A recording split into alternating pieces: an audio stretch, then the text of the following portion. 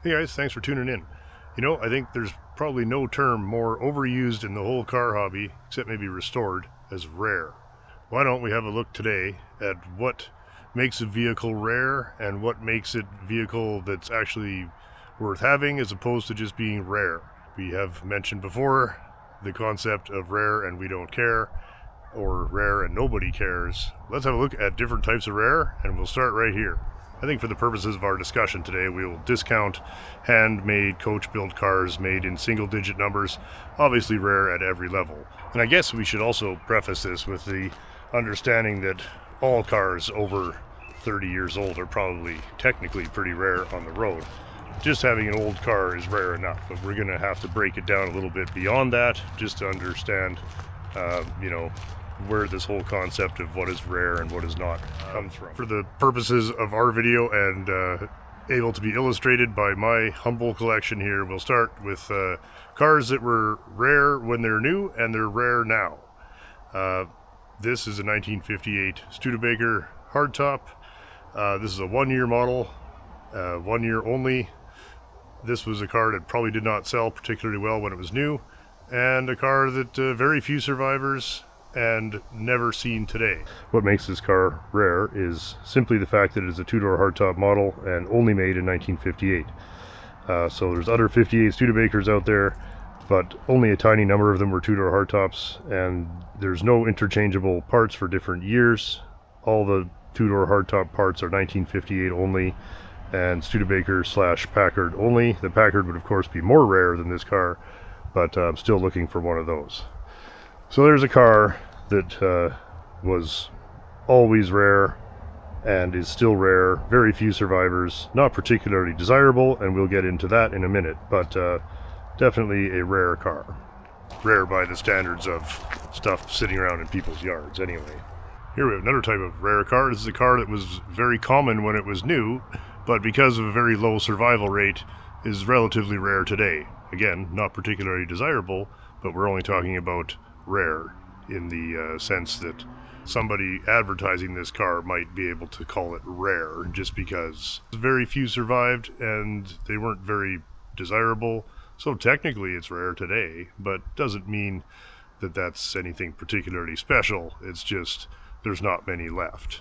Of course, we were talking about a 1957 Plymouth. They sold very well. They made lots of them.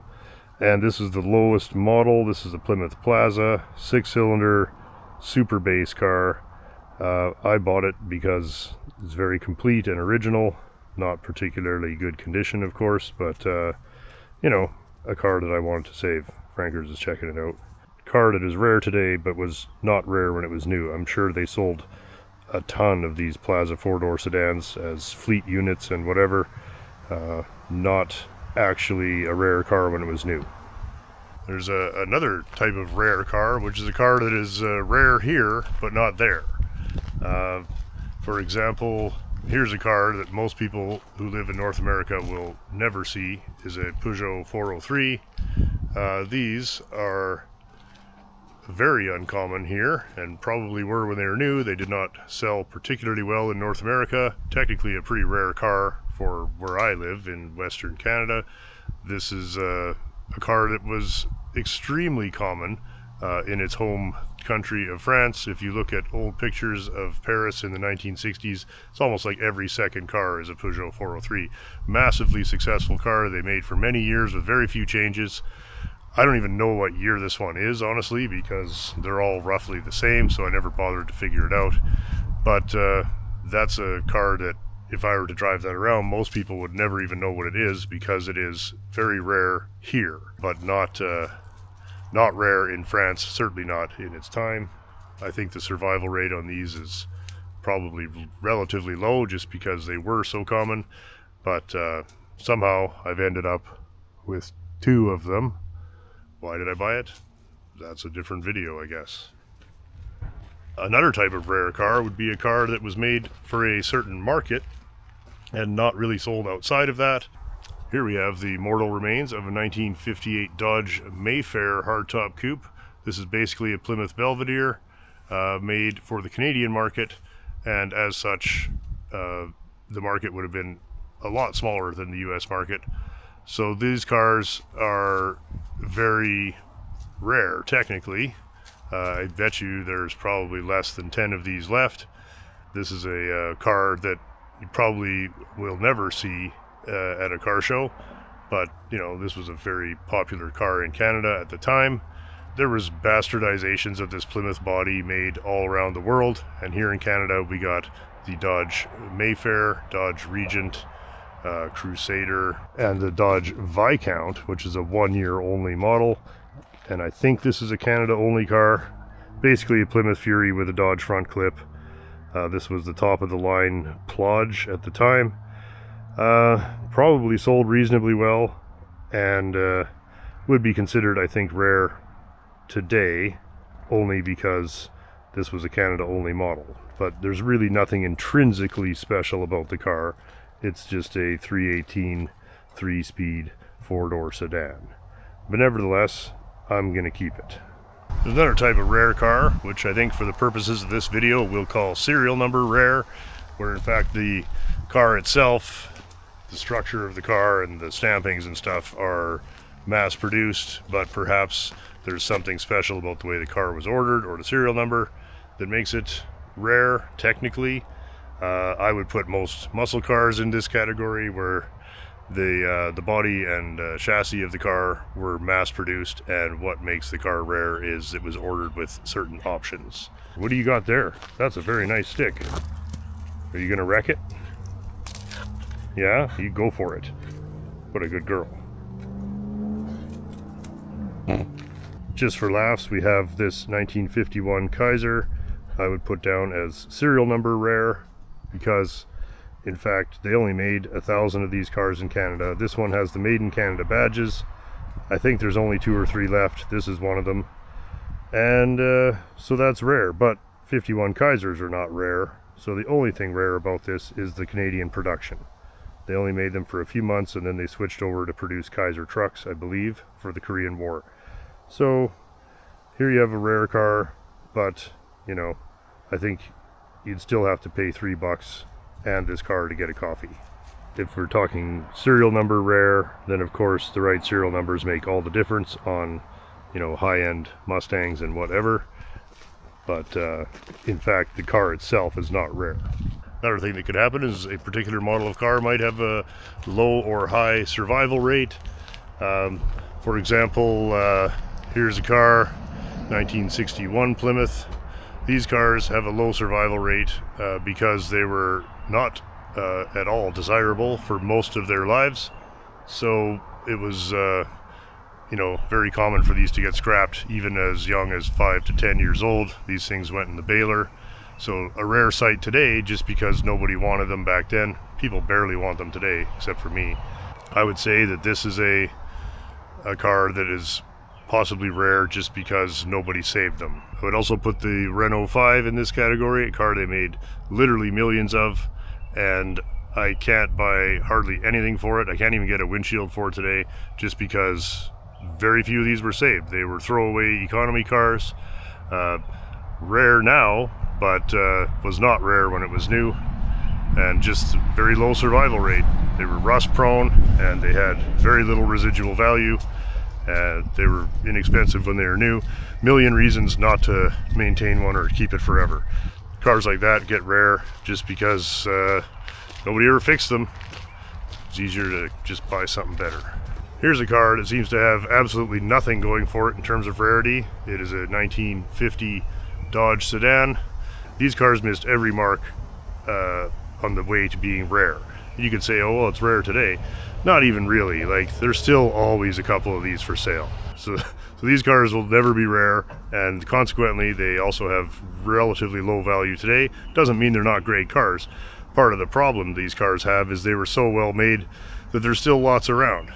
So we have a car that they made lots of with a relatively high survival rate, not because it's desirable, but just because they just kept going. Tough cars, able to last a long time, undesirable body style, probably never got bought by a kid and beat up and hot rodded like all the desirable cars did. So cars like this are still around, and they're still not rare, and they have relatively little value. Doesn't mean they're not good cars, they're just not rare. There's a category of cars out there which I think of as cars that were sold new as collectibles. Everybody remembers the last convertible, the 75 Eldorado. Cars like that were sold new to try and cash in on the investment market. And by and large, those cars fail at becoming collectible because they were bought by people who promptly put them away in garages and expected them to pay them back. And if you look today, there's always a 75 Eldorado with 250 miles on it still for sale. I don't think that you could have made a worse investment in 1975 than a brand new Eldorado. I mean, for many years they were sold for less than what they cost new. So I don't put a lot of stock in cars that were sold new as rare, collectible, limited edition cars. If you want to guarantee that something will never be worth anything, just write collector edition on the box. Everybody knows that the cars that we seek out today were not sold new as collectibles. They were very often sold new to very rough lives, and that's what made them rare and interesting today. So what are the advantages of a rare car? Well, not much really. Generally, a rarer car is worth more than a more common car, but not always. If you look, for example, Ford Mustangs of the early production there, 65, 6, 7, 8, those cars were common as dirt, and they made millions of them, but they still have a good value today. They are worth more than this extremely rare 58 Studebaker, for instance.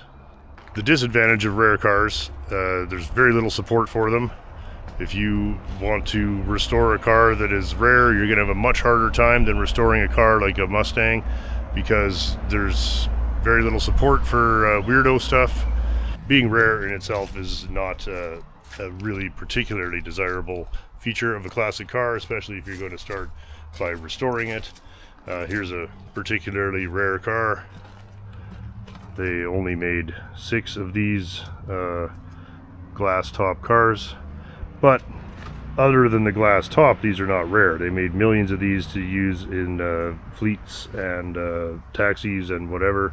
The actual commercial chassis Chrysler cars of this era are not particularly rare, but here's a custom modified one, perhaps outside the scope of this video, but here's a car they made many of. They might technically be rare now just because of the fairly low survival rate, but you know, they made the same car for 46, 7, and 8, so this is a car that I would put down as not rare, and values reflect that. They were good cars, and good ones are still out there for very reasonable money, so this car definitely not rare. So it seems to me that the only advantage of collecting really rare cars is maybe they have higher value to certain people when they're done. The disadvantages, of course, are basically everything else. It's harder to get parts and it's harder to rebuild them. What you see happening in the classic car market is, of course, the cars that are not rare, that have rare serial numbers, are what get restored. For example, Z28 Camaros and Shelby Mustangs. There's a car where the serial number is 80% of the value, and of course you can buy all the, Chinese patch panels to put one back together, and so you end up with a car that, despite being made 80% out of reproduction Chinese parts, has a rare serial number and will actually have more value than a nice original car of a slightly less desirable era or make. Well, it is always tempting to get going on about how rare something is. It's not really relevant a lot of the time. Here's a good example of a car that is not rare but has much better value than a car that maybe is. This is a 1960 Impala. These cars, they made millions of. They were very successful. They sold very well, and for years they were just dumped onto the used car market and had almost no value. Today these cars are highly sought after by lowriders and restorers, and so they're, despite being not rare at all, they have significant value. So there's another case where rarity does not impact necessarily the value. So if you take a car like this and you add a rare serial number, like a 348 4-speed car or something, now you've got a car that is ticking all the boxes, which is a rare car that's relatively easy to restore and get parts for. We have Model T Ford Coupe. This is not a rare car. Ford made 15 million Model Ts. They are not rare. And even though it's 100 years old, there's a reasonably decent survival rate on these. Pretty easy restoration project, actually, considering it's 100 years old. You can still buy more parts for these cars than a Ford that's only 10 years old. And here we have a Dodge Brothers sedan. Probably a lot more rare than a Model T, but doesn't really offer any advantages investment-wise. And again, not that I buy any of my cars for investments, I just like cars. This Plymouth is another great example of cars that were common as dirt years ago, but now have virtually all disappeared.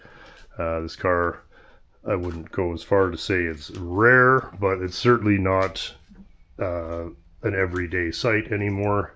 I think we could justifiably call this car rare, certainly in Western Canada, a pretty rare car to see today.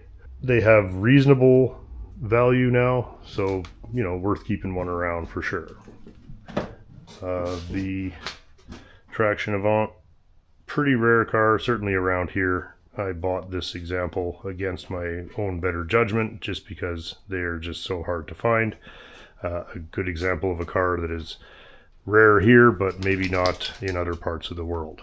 And you could say the same about the D, although I honestly don't really know if there's a lot of these left in France and Europe anymore. You guys let me know.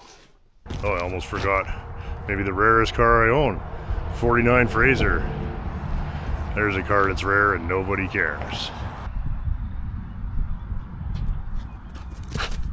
Hey guys, thanks for checking out the video and hanging out today. I just wanted to go over a few thoughts I had. We talk about things being rare and nobody's more obsessed with rare than classic car people, and I just kind of think that it's an overrated concept.